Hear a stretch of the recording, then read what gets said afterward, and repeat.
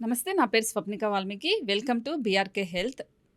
ప్రతి ఇంట్లో ఖచ్చితంగా 100లో 99 మందికి డయాబెటీస్ అనేది వస్తుంది. సో, షుగర్ అంటూ ఉంటారు. సో, ఇది దీర్ఘకాలికంగా ఈ వ్యాధి ఉంటుంది. ప్రతిసారి దీనికి మాత్రలు వేసుకుంటూనే ఉండాలి. టాబ్లెట్ లేకపోతే ఇంక బ్రతకరు అనే ఒక అపోహ అయితే చాలా గట్టిగా ప్రజల్లోకి వెళ్ళిపోయింది. సో, దీనికి కూడా ఆయుర్వేదంలో మంచిగా మెడిసిన్ ఉంది. మీరు దీర్ఘకాలికంగా టాబ్లెట్స్ వేసుకోని అవసరం లేదు అని ఎంతోమంది చెప్తూ ఉన్నారు. అది ఎంతవరకు నిజము అనేది ఈరోజు మనం క్లియర్‌గా తెలుసుకుందాం. సో, మనతో పాటు డాక్టర్ సుబ్రహ్మణ్యం గారున్నారు. He is Ayurvedic specialist. తనని అడిగి తెలుసుకుందాం. Hi sir. సో, చెప్పండి. నేను ఫస్టే ఇంక డైరెక్ట్‌గా క్వెషన్ అడుగుతా సార్. చెప్పండి. డయాబెటీస్‌లో మనం దీర్ఘకాలికంగా అలోపతి అయితే మెడిసిన్ వేసుకోవాలి అంటుంటారు. ఆయుర్వేదంలో శాశ్వతంగా తగ్గించే అవకాశం ఉంటుందా? ఉందండి. డయాబెటీస్ అది డిసీజ్ కాదు, డిజార్డర్. ఇది బాగా చాలామంది గుర్తుపెట్టుకోవాలి. 4 రోజులు నేను సరిగా ఆహారం తినలేదండి, అందువల్ల షుగర్ డౌన్ అయిపోయింది అంటుంటారు. అంటే దాని అర్థం ఏంటి? మన ఆహారంలోనే ఉందని అర్థం. దీన్ని డిసీజ్ అని చేసేసారు. యెస్. దీన్ని చాలా వరకు మార్పు తీసుకురావాలి. ఎందుకంటే మన ప్రభుత్వ రికార్డ్స్‌లో కూడా డయాబెటీస్ అనే డిసీజ్ కాదు, ఇది డిజార్డర్ అని తీసుకొస్తేనే మంచిదండి. యెస్. రెండవది, మీరు ఒకే పదార్థాన్ని అతిగా తినడం వల్ల వస్తున్నది. ఫస్ట్ చాలా మందిలో ఈ మళ్ళీ డయాబెటీస్ వచ్చేసరికి ఇప్పుడు 4 రకాలుగా చెప్పారు. 4, 5 రకాలు, 6 రకాలు కూడా చెప్పారు. ఒకటి టైప్ 1 డయాబెటీస్, టైప్ 2 డయాబెటీస్ అని, జోనల్ డయాబెటీస్ అలా అని 1, 2, 3 చెప్పుకుంటూ ఇవన్నీ వెళ్ళిపోతూ చెప్పుకుంటూ ఉన్నారు. వెళ్తున్నారు. అవును. సో ఇవన్నీ చెప్పొచ్చు.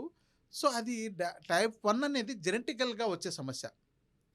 దీన్ని ఆయుర్వేదంతో కూడా చెప్పారు.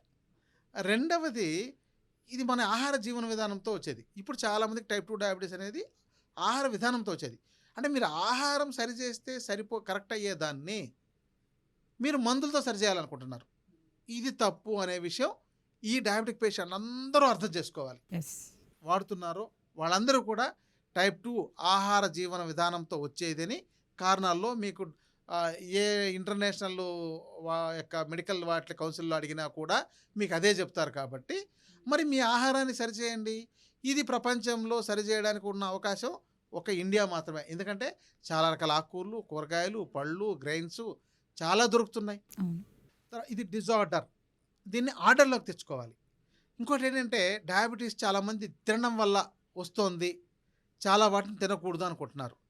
మీరు తినకపోవడం వల్ల వస్తుంది.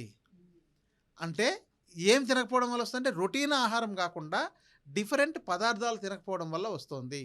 మనకు షడ్రుచులు ఉన్నాయి. షడ్రుచుల్లో మీరు చేదు వగరని ఎంత తింటున్నారు? మనకు ఇప్పుడు ఉగాది వస్తుంది, దాంతో షడ్రుచులు అంటే ఒక ఓన్లీ అదే చేదు అంటే వేపననే, అవును. ఒక మామిడి పిందెల్ని వగరనో ఇలాంటివే తీసుకుంటున్నారు. మీరు చాలా ప్లాంట్స్ నోట్లో పెట్టుకునే ఆకులు కొంచెం కొంచెం నమిలి చూడండి, చాలా వరకు చేదు ఉండేవే ఉంటాయి. మరి అవన్నీ చాలా వరకు తీసుకోగలిగేవే ఉంటాయి. మన ఆకుకూరల్లో రోజుకొకటి చొప్పున 360 రకాల ఆకుకూరల్ని మనం వాడవచ్చు సంవత్సరంలో. అంటే ఒక ఆకుకూర ఒక రోజు వాడితే మళ్ళీ మరుసటి రోజు వాడకుండా మనం చేయగలిగినా కూడా 360 రకాల పైగా మనం సేకరించుకోవచ్చు. కానీ దాని మీద ఎవరు దృష్టి పెట్టట్లేదు. మార్కెట్లో దొరికిన దాన్ని తిని పెంచుకుంటున్నారు. ఇంకోటి ఏంటంటే, జిఫ్ఫ చాపెల్లం రోజు అలవాటైపోయి ఆ రైసు లేదా గోధుమలో ఉండేవే తినాలని అలవాటైపోయి దాన్నే తినాలనుకోవడం వల్ల ఈ సమస్య వస్తుంది. దాన్ని కొంత మార్పు చేసుకుంటే వస్తుంది. ఇంకా కూరగాయలు ఇంకా చాలా రకాలు ఉన్నాయి. Yeah. వాటిని కూడా మనం 200-300 రకాలు సేకరించవచ్చు అన్నమాట. కూరగాయలు కూడా వాటిని తీసుకుంటుంటే వస్తుంది. అందుకని మీరు తినకపోవడం వల్ల వస్తుంది తప్ప తినడం వల్ల కాదు. ఒకే రకమైన పదార్థాలు తినడం వల్ల మీ డయాబెటీస్ వస్తుంది. వీటిని మీరు మార్చుకుంటే డయాబెటీస్ని రాకుండా చేసుకోవచ్చండి.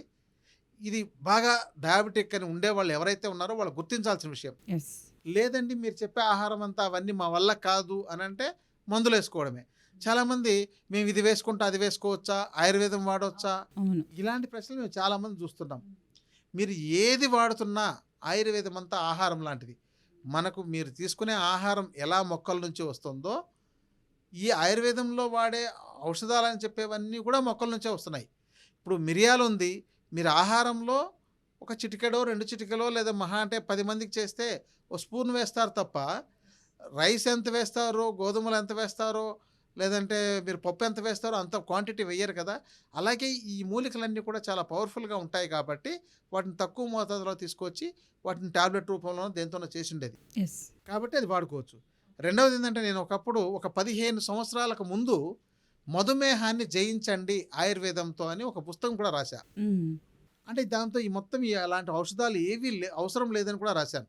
దాని తర్వాతే ఇప్పుడు రివర్సల్ డయాబెటీస్ అని ఇంకొకరని ఇవన్నీ రకరకాలుగా చెప్తున్నారు ఆ రోజు. కానీ దీని మీద ఒక సమస్య ఉంది. మ్యాజిక్ రెమెడీ యాక్ట్ అని ఒకటి ఉంది. దాంట్లో డయాబెటీస్ తగ్గిపోతుందని చెప్పకూడదు. ఆ యాక్ట్ ప్రకారం మేము ఫాలో అవ్వాలి కాబట్టి అదుపులో ఉంచుకోండి అనే చెప్తాం. అందుకని మధుమేహాన్ని జయించండి అన్నాం. మధుమేహాన్ని క్యూర్ చేసుకోండి అని చెప్పట్లా. క్యూర్ అనే వర్డ్ ఇక్కడ వాడకూడదు అనమాట. దేనికి క్యూర్ అనే వర్డ్ ఎక్కువ వాడకూడదని ఇక్కడ చెప్పట్లేదు. కానీ మీరు క్యూర్ చేసుకోవచ్చు, మేము క్యూర్ చేయం. అంటే డాక్టర్లు క్యూర్ చేయరు, మీరు ఆహారంతో క్యూర్ చేసుకోవచ్చు. అదండి. సో అలాగే ఇప్పుడు చక్కెర స్థాయిలు అనేది ఇప్పుడు ఏదైనా ఫుడ్ తింటూ ఉంటాం.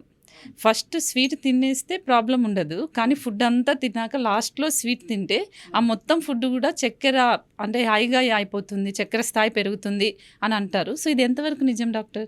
నిజమేనండి. మీరు ఇచ్చిన ఆహారం ఇప్పుడు మీరు నీళ్ళలోకి ఉప్పు వేసి నీళ్లు తాగారు, మీ శరీరంలో ఉప్పు వెళ్ళే యాక్ట్ చేస్తుంది, అక్కడ నీళ్ళు యాక్ట్ చేయదు. ఓకే. అంటే అలాగే మీరు చక్కెర వేసి నీళ్ళలోకి తాగారు, మీకు చక్కెర వెళ్ళి యాక్ట్ చేస్తుంది. అంటే దాన్ని ఒక వెహికల్గా మీరు వాటర్ని పంపించారు. సో ఇలాగే ఇక్కడ మీరు ముందు ఇచ్చిన ఆహారం అంతా ఒక వెహికల్ లాంటిది. దాని తర్వాత లాస్ట్లో ఇంత స్వీట్ తిన్నారంటే అంటే మిగతాదన్నింటినీ కూడా అదే విధంగా గ్లూకోజ్గా కన్వర్ట్ చేసి ఇవ్వడానికే ప్రయత్నం చేస్తుంది. బట్ ఇది చాలా డేంజర్ కదా డాక్టర్? అవునండి. అందుకనే ప్రథమము మధుర ఆహారం తినమంటారు. ఆయుర్వేదంలో కూడా ముందు మధురమైన పదార్థాలు తీసుకోవాలంటుంది. కానీ చాలామంది ముందు స్వీట్ తిన్నారనుకోండి, తర్వాత ఎక్కువ తినలేము, అందులో ఏదైనా స్పైసీ ఉంటుంది అనే ఇదితో కూడా తినరు చాలామంది. అందుకని ఇక్కడ ఏంటంటే ఎక్కువ ఆహారం తినలేమనే చాలామంది తినరనమాట. కాబట్టి ఇక్కడ ఏం చేయాలంటే అంటే తక్కువ తినని అదే చూపిస్తోంది. ఇంకోటి అంటే స్వీట్లు ఎప్పుడైనా తినాలంటే స్టోర్డ్ తినొద్దండి. మీరు పళ్ళు తినండి పొద్దున్నే లేచి, అంటే మీరు బ్రేక్ఫాస్ట్గా పళ్ళు తినండి, మీ డయాబెటీస్ పెరగదు. అదే మీరు ఇంకా రెడీమేడ్ వాటిని తినండి, పెరుగుతుంది. ఓకే. బట్ డయాబెటీస్కి ఇది కూడా ఒక కారణం అనుకోవచ్చా డాక్టర్? తప్పకుండా అండి. మీ ఆహార విధానమే, ఇంకేం లేదు. మీరు షడ్రుచుల్ని సమాన స్థాయిలో మీరు తీసుకుంటున్నారా అనేది. వివిధ రకాల పదార్థాలు, మీరు ఆకుకూరలు, కూరగాయలు, పళ్ళు, గ్రెయిన్స్ సఫిషియెంట్ క్వాంటిటీ డిఫరెంట్గా. మీరు చాలామంది ఇంత రైస్ పెట్టుకొని ఒక అంత చట్నీ వేసుకొని మొత్తం తినేయాలనుకుంటారు. మీకు అక్కడ ఏం చేస్తుంది, మీకు దాంతో ఉన్న గ్లూకోజే ఎక్కువ వస్తుంది. మీరు నోటి రుచి చూస్తున్నారు, మీ యొక్క స్టమక్ ఏం కావాలో చూడట్లేదు. కాబట్టి ఇక్కడ సమస్య వస్తుందండి. ఆహారంతోనే తగ్గించుకోవచ్చు, లేదా ఇప్పటికే తీవ్రమైన స్థాయిలో ఉండి రకరకాల డిసీజెస్ వచ్చేసి దాంతో ఉందంటే అప్పుడు మనము ఇక ఇతర మందులతో పాటు మందులుగా ఇచ్చి వాటికి కూడా ఔషధాలు ఇచ్చి ఆహార విధానం పాటింపజేసి బాగు చేయొచ్చండి. ఇంకోటి ఏంటంటే దీంతో బాగా తెలుసుకోవాల్సింది, ఈ మధ్య షుగర్ ఎంత ఉండాలి, ఇది పెద్ద ప్రశ్న అవుతోంది. ఇప్పుడు ఒక్కొక్కరు ల్యాబ్లోకి వెళ్ళి టెస్ట్ చేయగానే ఇది 120 లోపు ఉంటే మీకు ఫాస్టింగ్లో, 160 లోపు ఉంటే పోస్ట్ లంచ్లో ఉండాలని ఇలాంటివన్నీ చెప్తున్నారు. ఈ మధ్య WHO 250 ఉన్నా కూడా అసలు డయాబెటీస్ కాదు అని చెప్తోంది. దీనికి ఒక HbA1c ఒక టెస్ట్ వస్తుంది యావరేజ్గా. సో టెస్ట్ చేసుకోవడం ఆయుర్వేదంలో కూడా గుర్తించే విధానాలు ఉన్నాయి, కానీ అది చెప్తే నమ్మరు కాబట్టి అందరికీ ఒక పేపర్ మీద ప్రింట్అవుట్ కావాలి కాబట్టి ఆ టెస్టులు చేయించుకోవాలి. దాంతో ప్రీ డయాబెటిక్ స్టేజ్ అనేసిందును ఇచ్చేస్తున్నారు చాలామందికి. 7, 8 వరకు ఉన్నా కూడా 8 to 9 మధ్యలో ఉంటే కూడా షుగర్ కంట్రోల్లో ఉన్నట్టే. అక్కడ దాకా కూడా మందులు అవసరం లేదు. దాన్ని దాటిన తర్వాతే వాళ్ళకి మందులు అవసరం. కాబట్టి దీని మీద అవగాహన లేక 6.6 ఉన్నా కూడా HbA1c చాలామంది అమ్మో నాకు డయాబెటీస్ వచ్చేసింది అంటున్నారు, వచ్చేటట్టు ఉందని చెప్తున్నారు. మందులు వాళ్ళకి తెలియకుండా వాళ్ళే ఇష్టంగా తెచ్చేసుకుంటున్నారు మెడికల్ షాప్ వచ్చి, ఏదో నాకు పెరిగిపోతుందేమో అని భ్రమ భ్రాంతులతో గడుపుతున్నారు. ఈ భ్రమలు భ్రాంతులు వదిలేస్తే మధుమేహాన్ని కంట్రోల్ చేసుకోవడం చాలా తేలికండి. Okay, thank you sir, thank you so much అండి. సో ఇది మధుమేహానికి సంబంధించి ఏదైనా డయాబెటీస్ ఇవన్నీ కంట్రోల్ అవ్వాలి అంటే మీ ఆహారంలో మీరు మార్పు చేసుకుంటేనే సాధ్యమవుతుంది అని ఇలా డాక్టర్ గారు చెప్తూ ఉన్నారు. కాబట్టి ఖచ్చితంగా డయాబెటీస్ని తగ్గించుకోవడానికి మీరు ఆయుర్వేదిక్ సంబంధించిన అన్నీ పాటిస్తూ మీ ఆహారాన్ని కూడా ఒక డైట్ లాగా ఫాలో అవుతూ ఉండండి. అప్పుడు డయాబెటీసే కాదు వేరే ఇతర రోగాలు కూడా రావు. సో చూస్తూనే ఉండండి BRK హెల్త్.